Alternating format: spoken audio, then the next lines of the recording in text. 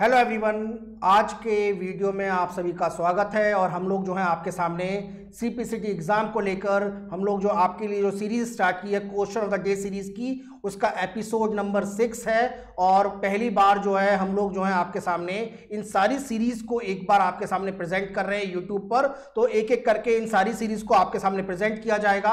जैसा कि अभी आपको पता है कि हमारा जो सेशन है मॉर्निंग और इवनिंग, मंडे से लेकर फ्राइडे तक आपकी मॉर्निंग में क्लास हो रही है और बाकी की जो क्लास है आपके लिए नाइट में हम लोग लेके आ रहे हैं रात के 8:45 में और मॉर्निंग में 9 बजे मिल रहे हैं। तो एक तरह का कुल मिलाकर आपके लिए हम लोगों ने सीपीसीटी मेला का एक तरह से आयोजन किया हुआ है। इस आयोजन के अंदर बीएसआई एकेडमी जो है आपके लिए बहुत सारे जो टॉपिक हैं, वो टॉपिक, चुनिंदा टॉपिक जो आपके एग्जाम के पॉइंट ऑफ व्यू से आपके लिए बहुत जरूरी है, वो लेके आए जा रहे हैं। और इस वीडियो के अंदर जिस टॉपिक को हम लोग डिस्कस करेंगे, मैं आपको गारंटी से बताता हूं कि अगर वो क्वेश्चन आप देख लेंगे तो उसके बारे में आपको बिल्कुल भी अंदाजा नहीं होगा कि क्या वो क्वेश्चन कह रहा है। तो ये टॉपिक केवल उन्हीं स्टूडेंट्स के लिए है जो वाकई में सीपीसीटी के अंदर अच्छा स्कोर करना चाहते हैं, क्योंकि इस क्वेश्चन को केवल मात्र 5%, 100 में से अगर 5 व्यक्ति भी सॉल्व कर पाए तो बहुत बड़ी बात है। उस क्वेश्चन को आपके साथ लेके आ रहे हैं और उसके साथ उस टॉपिक को फिनिश करने के लिए क्या क्या जरूरी होगा मैं आपको इसके वीडियो में बताऊंगा। साथ में कुछ क्वेश्चन हम लोग आपके साथ प्रैक्टिस भी करेंगे, उनके साथ प्रेजेंट भी होंगे, वो भी बताएंगे। और इसके अंदर तो ये सारे टॉपिक जो हम लोग कवर कर रहे हैं, ये कवर हम लोग जो है आपके लिए दिसंबर 2021 के लिए कर रहे हैं। और दिसंबर 2021 के बच्चों के लिए हम लोगों ने अपना संकल्प बैच बनाया हुआ है।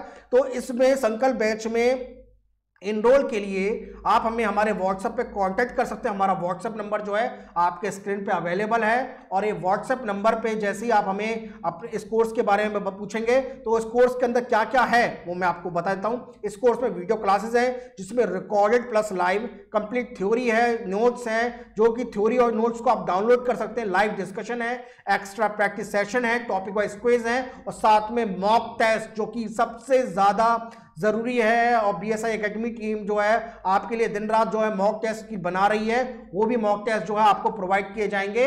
तो इस बैच में इनरोल के लिए आप हमारे संकल्प बैच के लिए हमें व्हाट्सएप पे कांटेक्ट कर सकते हैं। और जिन स्टूडेंट्स ने अपना सीपीसीटी एग्जाम क्वालिफाई कर लिया है, अब उन्हें आगे क्या करना चाहिए, तो उसके लिए हम लोग जो है आपके लिए मंजिल बैच लाए हैं। इस मंजिल बैच के अंदर आपकी जो एडवांस स्टडी है, जो आपके मध्य प्रदेश के जो बाकी के जो गवर्नमेंट एग्जाम्स हैं उनकी तैयारी के लिए हम लोगों ने कंप्यूटर स्टडी के लिए आपके लिए मंजिल बैच बनाया है, जिसमें video classes, complete theory notes जो कि डाउनलोड हो पाएंगे, रिवीजन नोट्स भी होंगे, live discussion, topic wise extra quiz, mock test और ओल्ड पेपर के सॉल्यूशन जो है आपको प्रोवाइड किए जाएंगे। तो मंजिल बैच के लिए भी आप हमें हमारे व्हाट्सएप पे कांटेक्ट कर सकते हैं। हमारा व्हाट्सएप नंबर जो है आपके स्क्रीन पे अवेलेबल है। तो स्टूडेंट्स, अपनी जो question of the day series का जो एपिसोड 6 है, उसका जो क्वेश्चन है आपके सामने वो कुछ इस तरह से है। So how do you define dispatch latency. अभी डिस्पैच लेटेंसी को किस तरह से आप इसको डिफाइन कर सकते हो, ये आपको बताना है। तो क्या ये ऑप्शन मैं पढ़ देता हूं आपको, उसके बाद इसके आंसर के बारे में डिस्कशन करेंगे। It is a time required to stop one process and start another, यानी ये एक तरह की प्रक्रिया को रोकने और दूसरी प्रक्रिया को शुरू करने के लिए जो आवश्यक समय होता है उसको कहते हैं। It is a time to transfer one file to hard disk, क्या ये एक फाइल को हार्ड डिस्क में ट्रांसफर करने का समय है। Third option, it is a time taken by process to finish all the task, क्या ये प्रोसेसर द्वारा सभी कार्य को पूरा करने का में लगने वाला समय है। या फिर चौथा option, it is a time taken to start your computer, क्या ये आपको कंप्यूटर को शुरू करने में लगने वाला समय है। तो यहां पर जो क्वेश्चन है हमारा इस एपिसोड का, इस वीडियो का, वो क्वेश्चन जो है डिस्पैच लेटेंसी के बारे में है और ये आपके एग्जाम में आया है। और यहां पर देखिए, मैं आपको पहले ही ये बता देता हूं कि ये जो क्वेश्चन है, ये टॉपिक जो है डिस्पैच लेटेंसी, ये स्पेशली सीपीसीटी ने उन स्टूडेंट्स के लिए रखा है जिससे स्टूडेंट जो कि वाकई में बहुत ज़्यादा डीप पढ़ते हैं। क्योंकि ये क्वेश्चन मैं मान के चल रहा हूं, इवन आपने भी देखा होगा कि एग्जाम के अंदर 95% जो स्टूडेंट है उनको इसके बारे में पता ही नहीं है।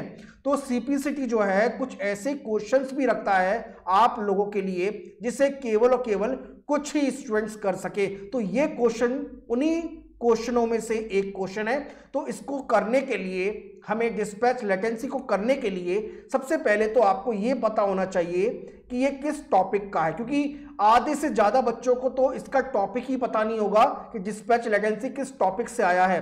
तो ये जो है आपके ऑपरेटिंग सिस्टम से ये क्वेश्चन जो है पूछा गया है, और ऑपरेटिंग सिस्टम के अंदर भी केवल और केवल हमें प्रोसेस मैनेजमेंट के अंदर जो है ये क्वेश्चन पूछा गया है। तो डिस्पैच लेटेंसी को समझने के लिए हमें कुछ टॉपिक्स को समझना पड़ेगा।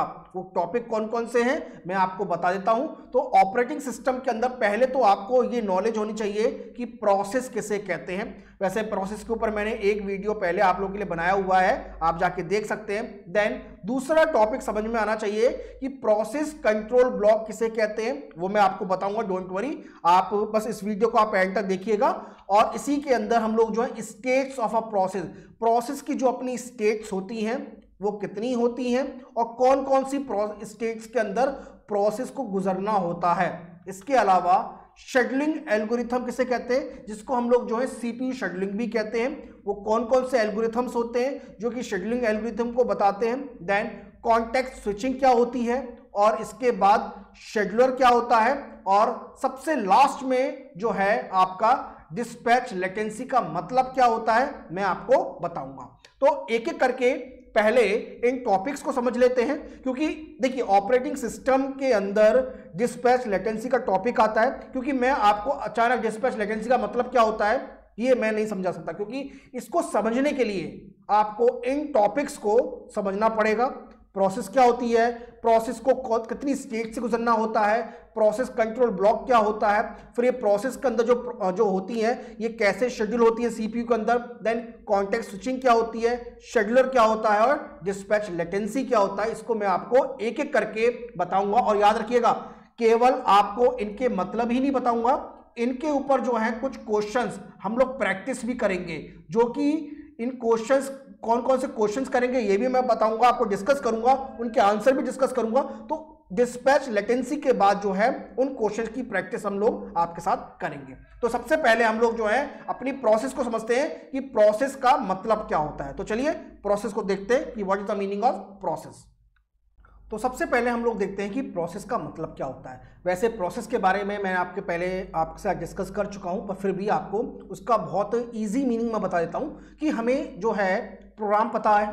तो जब भी हम कभी किसी प्रोग्राम को मेमोरी में लेकर आते हैं और फिर उसको हम लोग सीपीयू में लेके आते हैं और उस प्रोग्राम को रन करते हैं, तो उस प्रोग्राम को हम लोग जो है प्रोसेस का नाम देते हैं। तो आपके मेमोरी के अंदर, सेकेंडरी मेमोरी के अंदर बहुत सारे प्रोग्राम्स होते हैं। तो जब हम लोग किसी भी प्रोग्राम को मेन मेमोरी में लाकर उसे सीपीयू के अंदर रन करते हैं, तो उसे हम लोग जो है उस पर्टिकुलर प्रोग्राम को जो कि रन हो रहा है उसे हम लोग जो है प्रोसेस कहते हैं। तो प्रोग्राम जो है आपका एक तरह का, तो प्रोसेस को बोला जाए कि प्रोसेस एक तरह का वो प्रोग्राम है जो कि राइट नाउ करंटली जो है सीपीयू के अंदर एग्जीक्यूट कर रहा है, यानी रनिंग स्टेट में है। तो रनिंग स्टेट, तो क्या रनिंग स्टेट पे आने के लिए भी प्रोसेस को पहले किसी स्टेज से गुजरना पड़ता है? जी हाँ। तो कभी भी कोई प्रोग्राम जब कभी हम लोग उसको मेन मेमोरी में लाकर उसे सीपीयू के अंदर एलोकेट करते हैं, सीपीयू के अंदर उसे रन करते हैं, रन का मतलब होता है ऐसे एग्जीक्यूट करते हैं, तो उसे हम लोग जो है एक तरह की प्रोसेस कहते हैं। तो अब बात आती है कि जो ये प्रोसेस है ये किस किस स्टेट्स में गुजरना पड़ता है, या फिर बोला जाए कि एक प्रोसेस की कौन कौन सी स्टेट होती हैं। तो सबसे पहले जब भी हम लोग किसी प्रोग्राम को उसको सेकेंडरी मेमोरी से मेन मेमोरी में लेकर आते हैं, या फिर बोला जाए सेकेंडरी मेमोरी में लेकर आते हैं, तो देखिए आपके मेमोरी के अंदर काफ़ी सारे प्रोग्राम होते हैं, वो एक एक करके रन करते हैं। तो सबसे पहले आपकी जो प्रोसेस है, सबसे पहले जो स्टेट होती है उसकी न्यू स्टेट होती है। मैं अभी थोड़ी देर में आपको उसका डायग्राम बना के दिखाता हूं। तो जब भी कोई प्रोग्राम होता है उसे सबसे पहले हम लोग कहां लेकर आते हैं? न्यू स्टेट में लेकर आते हैं। ठीक है, अब देखिए न्यू स्टेट से हम उस प्रोग्राम को रेडी स्टेट में लेकर आएंगे, है ना। तो इसके बाद न्यू स्टेट से हम लोग उसको रेडी स्टेट में लेके आते हैं, फिर रेडी स्टेट से हम लोग जो है उसे रनिंग स्टेट में लेकर आते हैं, यानी वो प्रोग्राम या प्रोसेस बोलते थे। देखिए प्रोग्राम प्रोसेस को मैं एक ही जगह रखूंगा, तो कभी कभी मैं प्रोसेस बोलूंगा, कभी प्रोग्राम बोलूंगा, तो अब मैं जो है उसे प्रोसेस कह देता हूं। तो न्यू पहले, सबसे पहले कोई भी प्रोसेस जो है वो न्यू में आती है, न्यू से फिर वो रेडी स्टेट में आती है, रेडी से अब आप उसे रनिंग स्टेट में लेके आते हैं। अब रनिंग से उसके पास दो तरह से वो चेंज हो सकती है, या तो उस प्रोसेस को हम लोग जो है वेटिंग करवा दें। वेटिंग का मतलब होता है वो प्रोसेस वेट हो सकती है, यानी क्योंकि वेट इसलिए होती है क्योंकि उससे हाई प्रायोरिटी की प्रोसेस जो है वो रन करेगी। तो या तो हम उसे रनिंग स्टेट से दोबारा से वेटिंग में लेकर आ सकते हैं, या फिर उस प्रोसेस का टाइम खत्म हो गया है, यानी वो टर्मिनेट हो गई है। टर्मिनेट का मतलब होता है उस प्रोसेस का टाइम खत्म हो गया, उसने अपना काम कंप्लीट कर दिया है, टर्मिनेट हो गया है। तो या तो वो टर्मिनेट जब हो जाएगी प्रोसेस तो ये उसका एंड हो जाएगा। अगर कोई प्रोसेस वेटिंग में आती है तो वेटिंग से दोबारा से उसे हमें रेडी में लाना है, और रेडी से फिर दोबारा से उसे हम लोग जो है रनिंग में लेके आ सकते हैं। तो कुल मिलाकर रेडी से रनिंग, रनिंग से वेटिंग, तो इस तरह से जो प्रोसेस है वो चेंज होती रहती हैं। तो कभी देखिए सबसे पहले प्रोसेस हमेशा न्यू में आती है, फिर न्यू से रेडी में जाती है, रेडी से रनिंग में जाती है, रनिंग के बाद देखिए रनिंग के बाद उसके बाद दो ऑप्शन है, या तो वेट कर सकती है। वेट इसलिए कर सकती है क्योंकि इससे पहले वो प्रोसेस कंप्लीट कर अपने काम को, उसको क्या है उससे पहले कोई दूसरी प्रोसेस जो है उसका फिनिश होना जरूरी है।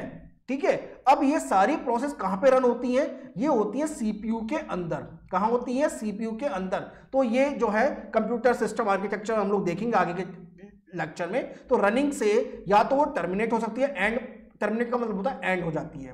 ठीक है, तो एंड का मतलब है उसने अपना पूरा काम कर दिया है, उस प्रोसेस ने अपना काम कर दिया है।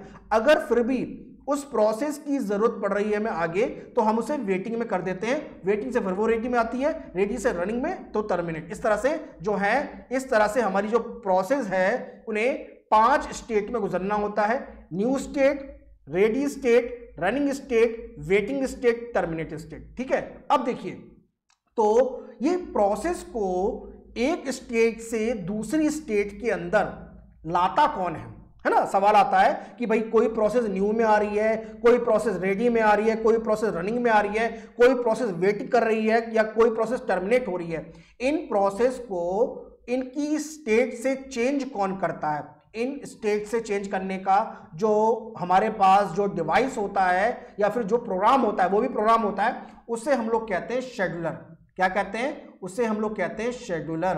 ठीक है, तो ये जो शेड्यूलर होता है ये न्यू से रेडी, रेडी से रनिंग में लाने का काम करता है। तो शेड्यूलर भी हमारा 2 तरह का होता है, 3 तरह का होता है। लॉन्ग टर्म शेड्यूलर जिसको जॉब शेड्यूलर भी कहते हैं, या फिर शॉर्ट टर्म शेड्यूलर जिसके हम लोग सीपीयू शेड्यूलर भी कहते हैं, या फिर मीडियम टर्म शेड्यूलर जिसे हम लोग मीडियम टर्म शेड्यूलर कहते हैं। अब देखिए शेड्यूलर के बारे में एक पूरे वीडियो में बताना पॉसिबल नहीं है। आप इतना ध्यान रखिए कि इन प्रोसेस को जब किसी भी स्टेट से गुजरना होता है, उनको चेंज करनी होती है स्टेट, तो ये जो चेंज है ये हमारा शेड्यूलर जो है उनको कराता है, चेंज कराता है। ठीक है, तो हमने देखा प्रोसेस का मतलब क्या होता है, प्रोसेस कितनी स्टेज से गुजरती है। देखिए प्रोसेस का मतलब जो होता है कि प्रोसेस क्यों जरूरी होती है, तो प्रोसेस जो है हमारे किसी भी टास्क को कंप्लीट करती है, उसे हम लोग जो है प्रोसेस कहते हैं। तो जब कभी भी किसी प्रोसेस को अपना टास्क कंप्लीट करना होता है तो उसे डिफरेंट टाइप की स्टेट से गुजरना होता है, और ये जो डिफरेंट टाइप की जो स्टेट्स होती हैं वो किसकी हेल्प से अपनी स्टेट चेंज करती हैं? वो चेंज करती हैं शेड्यूलर से। ठीक है, अब बात आती है कि ये जो प्रोसेस जो हैं एक के बाद एक रन हो रही हैं, क्या इसके पीछे कोई एल्गोरिथम होता है? जी हाँ, इसके पीछे एल्गोरिथम्स होते हैं, जो कि हमारे 2 तरह के एल्गोरिथम होते हैं। तो इन एल्गोरिथम्स को या शेड्यूलिंग एल्गोरिथम को हम लोग दूसरे नाम से भी जानते हैं, जिसे हम लोग जो है सीपीयू शेड्यूलिंग कहते हैं। क्या कहते हैं? सीपीयू शेड्यूलिंग कहते हैं। और ये 2 तरह के होते हैं, एक तो होता है प्रीएम्प्टिव एल्गोरिथम, दूसरा होता है नॉन प्रीएम्प्टिव एल्गोरिथम। तो उनके भी अपने टाइप हैं, जो कि इस वीडियो के अंदर बता पाना पॉसिबल नहीं है। आप ध्यान रखिए, तो दो तरह की शेड्यूलिंग एल्गोरिथम होते हैं, प्रीएम्प्टिव एल्गोरिथम और नॉन प्रीएम्प्टिव एल्गोरिथम। ठीक है, तो जब भी कोई प्रोसेस जब गुजरती है, जब भी कोई प्रोसेस रन होती है, या फिर बोला जाए कोई भी प्रोग्राम हमारा रन हो रहा है, तो उसके बारे में बहुत तरह की इंफॉर्मेशन जो होती है वो हमें पता होनी चाहिए, क्योंकि हर प्रोसेस के बारे में बहुत सारा डेटा होता है। उस डेटा को हमें कहीं ना कहीं स्टोर कराना होता है। तो पहली बात तो होती है वो डेटा का मतलब क्या होता है, उस डेटा का मतलब होता है इंफॉर्मेशन। इंफॉर्मेशन किसके बारे में? इंफॉर्मेशन प्रोसेस के बारे में इंफॉर्मेशन। तो क्या हम लोग इस डेटा को भी कहीं पर स्टोर कराते हैं? जी हाँ, उस डेटा को भी हम लोग स्टोर कराते हैं, और उसके लिए जिसको हम यूज करते हैं उसे कहते हैं हम लोग प्रोसेस कंट्रोल ब्लॉक। क्या कहते हैं? प्रोसेस कंट्रोल ब्लॉक, जिसे शॉर्ट में हम लोग जो है पीसीबी कहते हैं। तो प्रोसेस, ये पीसीबी क्या है? पीसीबी जो है हमारी प्रोसेस के बारे में इंफॉर्मेशन है। क्या है? प्रोसेस के बारे में इंफॉर्मेशन है, या फिर इसे हम लोग कह सकते हैं कि ये प्रोसेस का डेटा स्ट्रक्चर है जिसे हम लोग जो है स्टोर कराते हैं। तो ये इस तरह का एक डेटा होता है, मतलब एक तरह का डेटा होता है प्रोसेस का। तो ये प्रोसेस जब हम लोग रन करते हैं तो हर प्रोसेस का अपना डेटा होता है। ठीक है, अब मान के चलिए 3 प्रोसेस हैं, P1, P2 और P3। ठीक है, 3 प्रोसेस है, P1, P2, P3। अब जब भी कोई प्रोसेस हमारी रनिंग होगी तो उस प्रोसेस की पूरी इंफॉर्मेशन जो है हमें स्टोर करानी होती है। अब देखिए, ये ध्यान रखिएगा कि आपका सीपीयू जो होता है, उस सीपीयू के अंदर कोई भी काम हो जाएगा, पर एक बार में केवल एक ही काम हो पाएगा, 2 काम कभी भी नहीं होते। मान के चलिए आपको 2 नंबरों को जोड़ना है, आपको 2 नंबरों को जोड़ना है, 2 नंबरों को आपको माइनस करना है। मैं अभी एक ही लेके चलता हूं, 2 नंबरों को जोड़ना है और 2 नंबरों को माइनस करना है। ठीक है, अब देखिए आपको 2 नंबरों को जोड़ना है, तो 2 नंबरों को जोड़ने की जो प्रोसेस है वो स्टार्ट हो गई। ठीक है, तो आपने P1 को सबसे पहले सीपीयू के अंदर डाल दिया। ठीक है, P1 के अंदर, क्योंकि P1 से आप 2 नंबरों को जोड़ने वाला कार्य करा रहे हैं, तो उसे आपने सीपीयू के अंदर डाल दिया। अब सीपीयू के अंदर डाल दिया, बट अब क्या हुआ कि उसी स्टूडेंट को पहले लग रहा है कि भाई मुझे बाद में, मैं एडिशन तो बाद में कर लूंगा, पहले मुझे सब्ट्रैक्शन करना है। तो उसने क्या किया, P2 को रनिंग स्टेट, P2 को सीपीयू में डाल दिया। अब जो P1 थी, जो सीपीयू में रन हो रही थी, उसको हमने वेटिंग में डाल दिया। तो अब आपने क्या किया कि प्रोसेस P1 को वेटिंग में डाल दिया और P2 को रनिंग में ला दिया। तो इसका मतलब ये हुआ कि अभी हमारा एडिशन, हमारे सवाल को जोड़ा हमने नहीं है, उसको केवल हम प्रोसेस में लेकर आए थे, तो उसे हमने ऐड में डाला, तो उसे हमने पहले वेटिंग में डाला, क्योंकि आपको पहले सब्ट्रैक्ट करना जरूरी पड़ गया, क्योंकि अचानक कोई ऐसा काम आ गया कि नहीं भाई आप जोड़ लीजिएगा, बाद में जोड़ लीजिएगा, आप पहले सब्ट्रैक्ट कर दीजिए उस नंबर को। तो आपने सब्ट्रैक्ट वाली प्रोसेस को रनिंग में डाल दिया। रनिंग का मतलब है आपने उसे सीपीयू में डाल दिया। तो आपकी पूरी इंफॉर्मेशन सब्ट्रैक्शन वाली प्रोसेस की सीपीयू में जाएगी। तो आपने क्या किया, उस प्रोसेस को, ऐड वाली प्रोसेस को वेटिंग में डाला और P2 को आपने सीपीयू में डाला। तो अब क्या होगा, उस प्रोसेस के बारे में P2 जो है हमारी पूरी की पूरी इंफॉर्मेशन जो है वो सीपीयू में स्टोर हो जाएगी। तो ये जो प्रोसेस हमें एक के बाद एक चेंज करते हुए जा रहे हैं सीपीयू के अंदर, तो उनकी इंफॉर्मेशन को भी हम लोग स्टोर कराते हुए जाते हैं, है ना। तो जो ये इंफॉर्मेशन को जब हम लोग स्टोर कराते हुए जाते हैं, ये सारी इंफॉर्मेशन हम लोग जो है प्रोसेस कंट्रोल ब्लॉक में स्टोर कराते हैं। ठीक है, तो इसके बाद ही दूसरा कॉन्सेप्ट आता है कॉन्टेक्स्ट स्विचिंग का। तो कॉन्टेक्स्ट स्विचिंग में क्या होता है, जब हम लोग जो है सारी इंफॉर्मेशन जो है करंट प्रोसेस की, जैसे मैंने बोला पहले P1 रन हो रही थी, तो P1 की सारी प्रोसेस, P1 का सारी इंफॉर्मेशन हम लोगों ने सीपीयू में डाल दी। ठीक है, अब थोड़ी देर बाद क्या हुआ कि आपको P2 को रन कराना है सीपीयू के अंदर, है ना।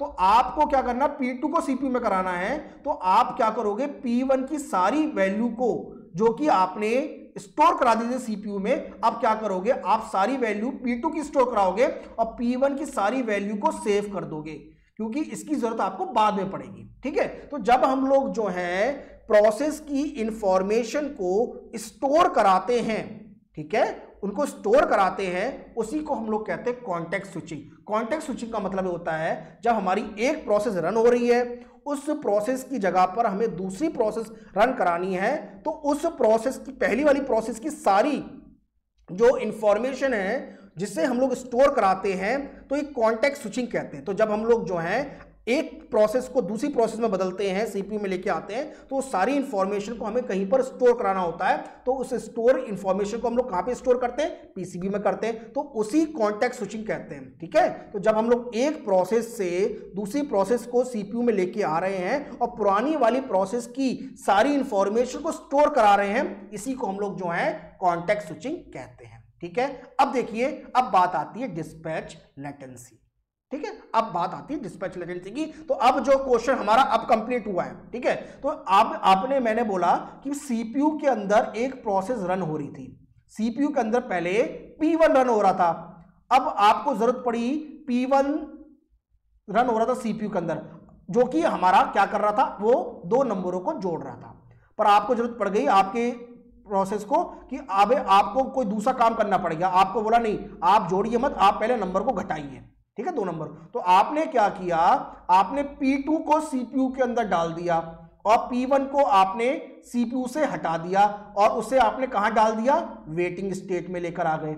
ठीक है, तो ये जो समय हमें लगा है, ये जो समय हमें लगा है P1 को वेटिंग में डालने के लिए और P2 को सीपीयू में लेके जाने के लिए, जो ये समय है, यानी आपने P1 को एंड किया, P1 को आपने एंड किया, एंड कहां से किया? सीपीयू से वेटिंग में लेकर आ गए, और P2 को आप जो है सीपीयू के अंदर लेकर आ गए। तो ये जो बीच में जो समय गया है सीपीयू का, जो खराब हुआ है, क्योंकि इस दौरान, क्योंकि सीपीयू जो है ना, ये हमेशा रनिंग स्टेट में होता है, इसे हमेशा काम करना बड़ा अच्छा लगता है, ये कभी भी चुप नहीं बैठ सकता।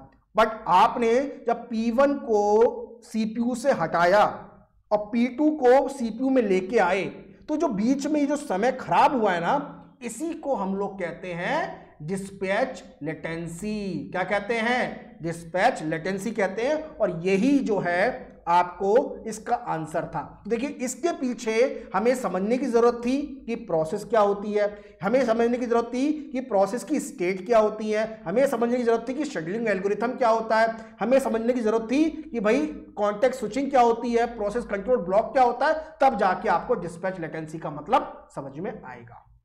तो इसका मतलब यह हुआ कि the time required to stop one process, यानी वो समय जब हम लोग एक प्रोसेस को तो स्टॉप कराते हैं और दूसरी प्रोसेस को स्टार्ट करते हैं। कहां पे करते हैं? सीपीयू के अंदर करते हैं, क्योंकि प्रोसेस रन कहां होती है? प्रोसेस सारी की सारी रन होती हैं आपकी सीपीयू के अंदर, ये ध्यान रखिएगा। तो किसी भी प्रोसेस को काम करने के लिए, अपना प्रोसेस को काम करने के लिए कहां पे जाना पड़ता है? सीपीयू के अंदर जाना पड़ता है। ये प्रोसेस है, ठीक है, तो उसी को हम लोग कहते हैं डिस्पैच लेटेंसी। तो ये जो वो समय है जब एक प्रोसेस अपना काम खत्म करती है और दूसरी प्रोसेस को सीपीयू के अंदर डाला जाता है। तो करेक्ट आंसर क्या हो गया आपका? फर्स्ट हो गया। It is the time required to stop one process and start another in CPU. ये क्वेश्चन के अंदर नहीं दिया था, इसलिए कंफ्यूज हो गए थे आप लोग। सही है, तो ये एक तरह का वो समय है जिसके अंदर एक प्रक्रिया को रोककर दूसरी प्रक्रिया को हम लोग सीपीयू के अंदर जो है डालते हैं। तो इसे हम लोग कहते हैं डिस्पैच लेटेंसी। अब बात आती है कि जो भी हम लोगों ने कॉन्सेप्ट पढ़े हैं, हम लोगों ने प्रोसेस पढ़ा, प्रोसेस कंट्रोल ब्लॉक पढ़ा, इसके बारे में पूरी क्वेश्चंस की कुछ क्वेश्चन जो है आपको हम लोग जो है कुछ प्रैक्टिस करा देते हैं। तो ये कुछ सिमिलर क्वेश्चन है जो हम लोग डिस्कस करते हैं आपके साथ। तो फर्स्ट क्वेश्चन है, a process is selected from the dash queue by the dash scheduler to be execute. यानी जब भी कोई प्रोसेस को हम लोग रनिंग में, यानी किसी भी प्रोसेस को हम लोग सेलेक्ट करते हैं रन के लिए, तो प्रोसेस को रन के लिए सेलेक्ट हम लोग किससे करते हैं ये आपको बताना है, और उस प्रोसेस को रनिंग में लेके आने के लिए कौन सा प्रोसेस शेड्यूलर जो है यूज होता है। तो देखिए, एक किसी भी, आपको मैंने बताया था कि सबसे पहले प्रोसेस न्यू में आती हैं, न्यू से रेडी में आती हैं, रेडी से फिर रनिंग में आती हैं, और रनिंग से हम उसके पास दो ऑप्शन है, या तो वो वेटिंग में जा सकती है या फिर वो जो है अपना काम फिनिश कर सकती है, टर्मिनेट हो सकती है। तो अब देखिए मैंने आपको बोला कि किसी भी प्रोसेस को सेलेक्ट करने के लिए हमें, यानी किसी प्रोसेस को हमें सेलेक्ट करना है रनिंग के लिए, यानी एग्जीक्यूट का मतलब होता है रनिंग। तो किसी एक प्रोसेस को हमें रन करना है, तो रनिंग के लिए किसी प्रोसेस को हम लोग कहां से उठाएंगे, उसको हम लोग जो है रेडी से उठाएंगे। ठीक है, तो किसी भी प्रोसेस को रनिंग पे लेके आना है तो कहां से सेलेक्ट करेंगे, उसे हम लोग रेडी से सेलेक्ट करेंगे रनिंग पे लाने के लिए। तो यहां पे तो आ जाएगा आपका रेडी, उसे कहते हैं रेडी क्यू, यानी जो रेडी क्यू है उनमें से किसी एक प्रोसेस को सेलेक्ट किया, उसे रनिंग पे लेके आए। अब बात आती है कि ये रेडी से रनिंग पे लाने का जो काम है वो कौन करता है, शेड्यूलर करता है। कौन सा शेड्यूलर करता है, शॉर्ट टर्म शेड्यूलर करता है। क्या करता है, ये थोड़ा सा आपको रखना पड़ेगा। ठीक है, ये कौन काम करता है, शॉर्ट टर्म शेड्यूलर करता है। और कोई प्रोसेस को न्यू से रेडी में लाने के लिए कौन काम करता है, ये काम करता है लॉन्ग टर्म शेड्यूलर, ये लॉन्ग टर्म का काम होता है। ठीक है, तो शॉर्ट टर्म शेड्यूलर जो है रेडी से रनिंग पे लाने के लिए और न्यू से रेडी पे लाने के लिए लॉन्ग टर्म शेड्यूलर। तो इसका करेक्ट आंसर क्या आएगा, शॉर्ट टर्म शेड्यूलर। क्या आएगा, शॉर्ट टर्म शेड्यूलर। तो करेक्ट आंसर क्या हो गया, सी हो गया, रेडी क्यू और शॉर्ट टर्म शेड्यूलर। तो please mark C as a correct answer. C जो है आपका करेक्ट आंसर है। ठीक है, याद रहेगा। Next question, question number 2, the state of a process is defined by, अभी मैंने स्टेट बताई थी आपको, 5 स्टेट से गुजरना पड़ता है किसी भी प्रोसेस को। तो ये जो स्टेट है ना, ये क्या परिभाषित करती है, ये आपको बताना है। ऑप्शन आपके सामने है, the final activity of the process, किसी भी प्रोसेस की फाइनल एक्टिविटी, या फिर the activity just executed by the process, जो अभी प्रोसेस जो है अभी हाल में ही जो है एग्जीक्यूट की गई है, या फिर वो activity, the activity to be next to be executed by the process, यानी जो प्रोसेस आगे होने वाली है उसे रनिंग पे लेके आने वाले उसको बताती है, या फिर current activity of the process, यानी जो अभी हाल में वो प्रोसेस क्या कर रही है उसको बताते हैं। तो देखिए स्टेट ऑफ अ प्रोसेस की जो सबसे अच्छी बात यह है कि किसी भी प्रोसेस की स्टेट का मतलब क्या होता है, जो अभी वो करंटली जो कर रही है उसी को हम लोग जो है प्रोसेस कहते हैं। तो current activity, the current activity of the process को कहां पे हम लोग रखते हैं, स्टेट ऑफ अ प्रोसेस के अंदर। ठीक है, तो इससे हम लोग जो है डी कहते हैं, यानी कोई प्रोसेस आपकी न्यू में होगी, कोई प्रोसेस आपकी रेडी में होगी, कोई प्रोसेस आपकी रनिंग में होगी, कोई प्रोसेस आपकी वेटिंग पे होगी, और कोई प्रोसेस आपकी टर्मिनेट हो गई होगी, है ना। तो उस किसी भी प्रोसेस की, जो भी प्रोसेस करंट में जो कर रही है उसी को हम लोग जो है उस प्रोसेस की स्टेट कहते हैं। याद रहेगा, इसलिए करेक्ट आंसर जो है आपका डी है। डी को मार्क करो, करेक्ट लगाओ।